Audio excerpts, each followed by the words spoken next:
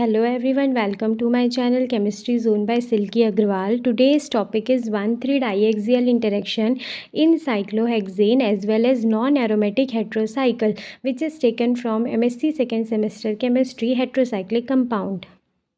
तो सबसे फर्स्ट हम डिस्कस करेंगे सिनॉप्सिस, जिसमें पढ़ेंगे इंट्रोडक्शन, 1,3-डाईएक्सियल इंटरेक्शन इन साइक्लोहेक्सेन, 1,3-डाईएक्सियल interaction in heterocycles, example, consequences of 1,3-डाईएक्सियल इंटरेक्शन, कंक्लूजन एंड रेफरेंस। तो ये टॉपिक है 1,3-डाईएक्सियल इंटरेक्शन, जो कि heterocyclic compound MSc second semester chemistry का है। 1,3-डाईएक्सियल इंटरेक्शन से पहले और भी टॉपिक्स हैं जो कि चैप्टर 2 के हैं, हेट्रोसाइक्लिक कंपाउंड के, मैंने कवर कर चुका है और कवर कर दिया है। और जो चैप्टर 1 है ना, उसके भी जितने भी इंपॉर्टेंट टॉपिक्स थे उसके भी मैंने सारे वीडियोज़ को अपलोड कर दिया है। अगर आपने देखा नहीं है तो आप जा कर के देख सकते हैं, जिसका लिंक आपको डिस्क्रिप्शन बॉक्स में भी मिल जाएगा। और प्लेलिस्ट में आप जा कर के देखेंगे तो हेट्रोसाइक्लिक कंपाउंड का एक अलग से प्लेलिस्ट है, वहाँ पे आपको लाइन से सारे जो है ना चैप्टर्स के वीडियोस वो सारे मिल जाएंगे।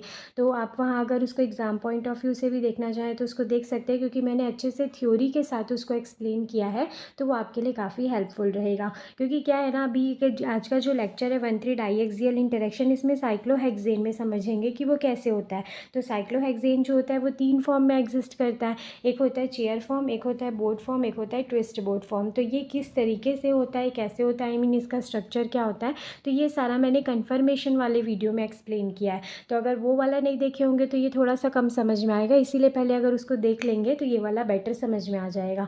एंड वैसे ही सेम एक सेकेंड चीज़ आता है इसमें, वो आएगा repulsion, steric interaction, steric effect, या फिर मतलब स्ट्रेन बोलेंगे उसको। तो वो भी क्या है, उसका भी एक टॉपिक है, एंगल स्ट्रेन और टॉर्सिनल स्ट्रेन, जिसको मैंने एक्सप्लेन किया है। तो वो भी अगर समझ लेंगे ना तो ये भी समझने में ईजी होगा। तो क्या सब टॉपिक क्या होता है ना, एक दूसरे से लिंक करता है। तो आप लाइन वाइज अगर सीक्वेंस से अगर समझेंगे ना तो ज़्यादा अच्छे से समझ में आएगा। ठीक है, तो अगर आपने नहीं देखा है तो पहले आप जा करके उसको देख सकते हैं, तो ये टॉपिक आपको काफ़ी अच्छे से समझ में आ जाएगा। तो इसमें क्या बोलता है, 1,3-डाईएक्सियल इंटरेक्शन क्या होता है, तो जब एक साइक्लोहेक्सेन जो होता है वो सबसे स्टेबल, मैंने बताया है कि वो सबसे स्टेबल जो होता है अपनी चेयर कन्फर्मेशन में होता है। तो जब भी चेयर कन्फर्मेशन बनाते हैं ना, क्योंकि इसमें स्टेबिलिटी होती है, लेकिन कुछ रीज़न्स होते हैं ना जिसके कारण इसमें भी स्टेबिलिटी जो होती है वो डिक्रीज़ हो जाती है। ठीक है, तो वो क्या होता है, तो साइक्लोहेक्सेन तो स्टेबल हो गया, लेकिन उसमें क्या होता है 1,3-डाईएक्सियल इंटरेक्शन। 1,3 मतलब क्या होता है, 1 और 3 पोजिशन की बात हो रही है। डाईएक्सियल मतलब एक्सियल भी क्या होता है, पोजिशन होता है। ठीक है, तो वही फिर बोलूँगी, कन्फर्मेशन वाला चैप्टर है ना, जो वीडियो है उसमें मैंने बताया है कि उसमें जो साइक्लोहेक्सेन जब चेयर फॉर्म में होता है तो वो 2 तरीके के पोजीशन में होता है, एक होता है एक्सियल और एक होता है इक्वेटोरियल पोजीशन। तो आप वहाँ जा कर के उसको समझ सकते हैं कि क्या होता है। ठीक है, तो ये जब भी एक साइक्लोहेक्सेन बनाते हैं तो उसमें 6 एक्सियल बॉन्ड होते हैं और 6 जो होते हैं वो इक्वेटोरियल बॉन्ड होते हैं। ठीक है, एक्सियल इंटरेक्शन है मतलब बॉन्ड कौन सा कंसिडर करेंगे यहाँ पे, एक्सियल बॉन्ड, जो कि हमेशा अल्टरनेट फॉर्म में होता है। अगर फर्स्ट पोजीशन में वो अप है तो सेकेंड पोजीशन में डाउन होगा, थर्ड पोजीशन में फिर से अप होता है, फिर फोर्थ पोजीशन में फिर से वो डाउन होता है। इस तरीके से अल्टरनेट फॉर्म में होता है। ठीक है, तब ये 1,3-डाईएक्सियल इंटरेक्शन होता क्या है ना, कि जब एक साइक्लोहेक्सेन होता है और उसमें जब भी मेन ग्रुप को, आर्बिट्रेरी ग्रुप मतलब जब मेन ग्रुप जो बल्की ग्रुप होता है उसको अगर मैं एक्सियल पोजीशन पे लगाती हूँ, ठीक है, तब वो क्या करता है 1,3-डाईएक्सियल इंटरेक्शन को शो करता है। अब ये क्या होता है, तो ये अगर फर्स्ट पोजीशन है, जहाँ पे भी मेन ग्रुप रहता है उसी को तो फर्स्ट पोजीशन लेते हैं। अगर ये फर्स्ट पोजीशन है तो अगर यहाँ से कंसिडर करूँगी तो सेकेंड नीचे है और ये सेकेंड नीचे, तो इनके बीच में तो किसी टाइप का रिपल्शन नहीं होगा। लेकिन जैसे ही मैं थर्ड पोजीशन पे जाती हूँ तो यहाँ पे जो इनके ग्रुप प्रेजेंट है तो ये क्या करते हैं, एक तरीके के रिपल्शन को शो करते हैं। ठीक है, रिपल्शन मतलब यहाँ पे और यहाँ पे क्या होगा, रिपल्शन जो है वो होता है, इसी को बोलते हैं 1,3। और दोनों एक्सियल पोजिशन पे होता है, ये दोनों एक्सियल पोजिशन पे है इसीलिए डाईएक्सियल, और इनके बीच का जो होता है वो इंटरेक्शन, रिपल्शन मतलब इंटरेक्शन। तो साइक्लोहेक्सेन जो होता है उसमें फर्स्ट पोजीशन पे अगर मेन ग्रुप प्रेजेंट है तो वो उसके जो दोनों थर्ड पोजीशन पे ग्रुप होते हैं उनके साथ वो एक टाइप के रिपल्शन को शो करता है, उसी को बोलते हैं 1,3-डाईएक्सियल इंटरेक्शन। ये अप पोजीशन के लिए। अब सेम अगर मैं इसके लिए देखूँ, ठीक है, अगर ये अप है ना तो अब मतलब एक क्वेश्चन ऐसे आ रहा होगा कि सेकेंड में क्यों नहीं हो रहा है, तो ये फर्स्ट वाला तो ऊपर चला गया तो सेकेंड तो नीचे जा रहा है, तो इनमें तो कोई इंटरेक्शन नहीं होगा। अब वैसे ही अगर मैं नीचे देखूँ तो अगर यहाँ पे ये फर्स्ट पोजीशन लेती हूँ तो ये सेकेंड थर्ड इसका ये वाला होगा, सेकेंड थर्ड इसका ये वाला होगा। तो सेम जो अप पोजीशन पे हुआ था वही चीज़ क्या होगा, डाउन पोजीशन में तो दोनों तरीके से होता है, एक अप में भी होता है और एक डाउन में भी होता है। जब भी ग्रुप होता है एक्सियल पोजीशन पे जब भी ग्रुप को लगाया जाता है, ठीक है। इसीलिए आप लोगों ने देखा होगा कि जब भी ये साइक्लोहेक्सेन बनाते हैं तो आर्बिट्रेरी ग्रुप मतलब मेन ग्रुप जो होता है वो हमेशा किस में होता है, इक्वेटोरियल पोजीशन में। किसको अवॉइड करने के लिए, 1,3 डाइएक्सियल इंटरेक्शन को, ठीक है। तो जैसे अगर मैं उस वीडियो में बताई थी सबसे स्टेबल क्या होता है, चेयर कन्फर्मेशन। लेकिन चेयर कन्फर्मेशन के भी कुछ रूल्स होते हैं कि अगर वहाँ पे ग्रुप जो है तुम्हारा एक्सियल पोजीशन पे होगा तो स्टेबिलिटी को डिक्रीज़ करता है, इसीलिए हमेशा उसको क्या करते हैं, इक्वेटोरियल पोजीशन पे लगाते हैं। तो ये नॉर्मल साइक्लोहेक्सेन के लिए था। तो साइक्लोहेक्सेन में जो वो होता है 1,3 डाइएक्सियल इंटरेक्शन, वो होता क्या है, तो ये स्टेरिक इंटरेक्शन होता है जो कि एक्सियल सब्सटीट्यूएंट के बीच में होता है चेयर कन्फर्मेशन में। उसको 1,3 डाइएक्सियल इंटरेक्शन भी बोलते हैं। इसी को ही सिन एक्सियल इंटरेक्शन भी बोलते हैं। सिन मतलब क्या होता है, सेम साइड। सिन मतलब क्या होगा, सारा जो होगा वो सेम साइड होगा। एंटी मतलब क्या होता है, अपोजिट साइड होता है, ठीक है। तो सिन एक्सियल क्यों बोल रहे हैं, क्योंकि ये सारा ऊपर साइड है और ये क्या है, सारा नीचे साइड है, सेम साइड है, इसीलिए इसको सिन एक्सियल इंटरेक्शन भी बोलते हैं।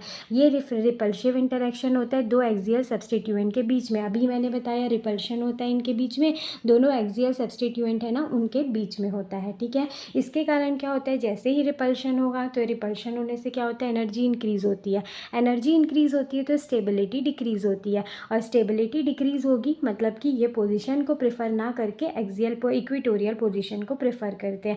ये था सिंपल साइक्लोहेक्सेन के लिए। अगर मैं यहाँ पे बात करूँगी किसके लिए, हेट्रोसाइक्लिक कंपाउंड, तो हेट्रोसाइक्लिक कंपाउंड में भी 1,3 डाइएक्सियल इंटरेक्शन होता है, लेकिन इसमें ज़्यादा होता है। और इसमें अगर इंटरेक्शन ज़्यादा है, रिपल्शन ज़्यादा है, मतलब स्टेबिलिटी भी क्या होगी, ज़्यादा डिक्रीज़ होती है। क्योंकि साइक्लोहेक्सेन है, इसी में ही अगर मेरे को वो करना है, हेट्रोसाइकिल बनाना है, तो कोई भी एक कार्बन को हटा के क्या करूँगी, वहाँ पे मैं कोई भी एक हेट्रो एटम को लगा दूँगी, तो वो क्या कहला जाएगा, हेट्रोसाइक्लिक कंपाउंड। तो इसमें भी क्या होता है, 1,3 डाइएक्सियल इंटरेक्शन, जिसको मैं एक्सप्लेन करती हूँ एग्जाम्पल के साथ।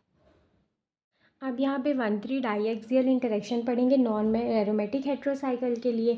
अब ये नॉन एरोमेटिक और एरोमेटिक क्या होता है, तो ये वाला भी मैंने एक लेक्चर बनाया है, एरोमेटिसिटी, क्राइटेरिया ऑफ एरोमेटिसिटी, तो आप वहाँ जा करके उसको देख सकते हैं, ठीक है। तो नॉन एरोमेटिक हेट्रोसाइकिल, हेट्रोसाइकिल मतलब मैं बार बार पूरे स्टार्टिंग से ही लेक्चर में बताती हूँ, हेट्रोसाइकिल किसको बोलते हैं। तो एक जो भी साइक्लिक ऐसे कंपाउंड गिवन रहेगा तो हर में क्या होता है, हर एक का कॉर्नर में कार्बन प्रेजेंट होता है।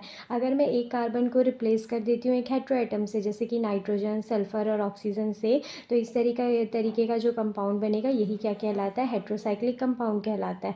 लेकिन यहाँ पे क्या पढ़ रहे हैं, नॉन एरोमेटिक हेट्रोसाइकिल, इसमें किस तरीके से 1,3 डाइएक्सियल इंटरेक्शन होता है, और अगर होता है तो नॉर्मल साइक्लोएल्केन के कंपैरिजन में इसमें क्या इफेक्ट आता है, वो चीज़ को यहाँ पे पढ़ेंगे।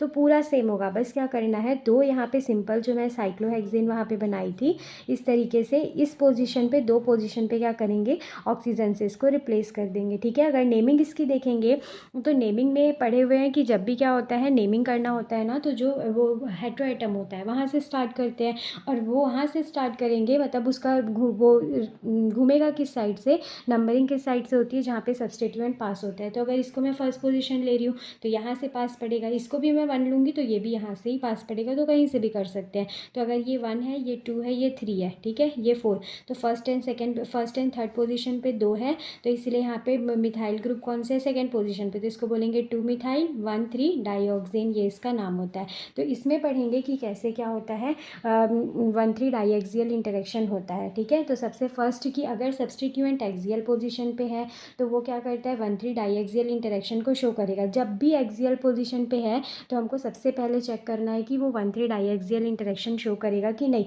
तो मैक्सिमम केसेस में जब भी एक्सियल पोजीशन पे कोई बल्की ग्रुप प्रेजेंट होता है तो वो 1,3 डाइएक्सियल इंटरेक्शन को शो करता है।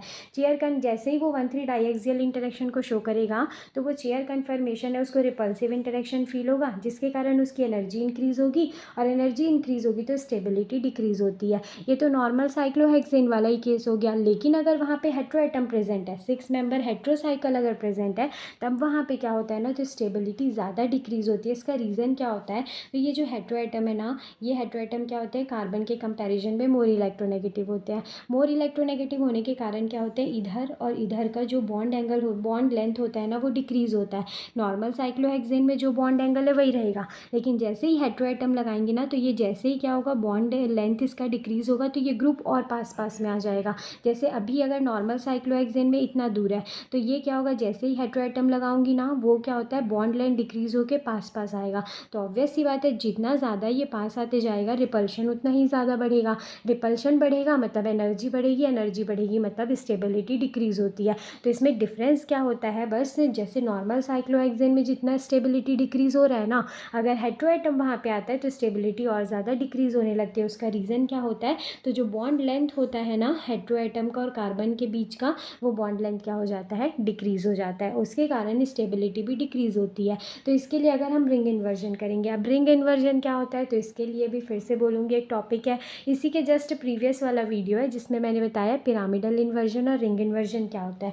पिरामिडल इन्वर्जन जो होता है उसमें क्या होता है, सब्सटीट्यूएंट जो होते हैं वो चेंज होते हैं, एक्सियल से इक्वेटोरियल में होंगे, इक्वेटोरियल से एक्सियल में।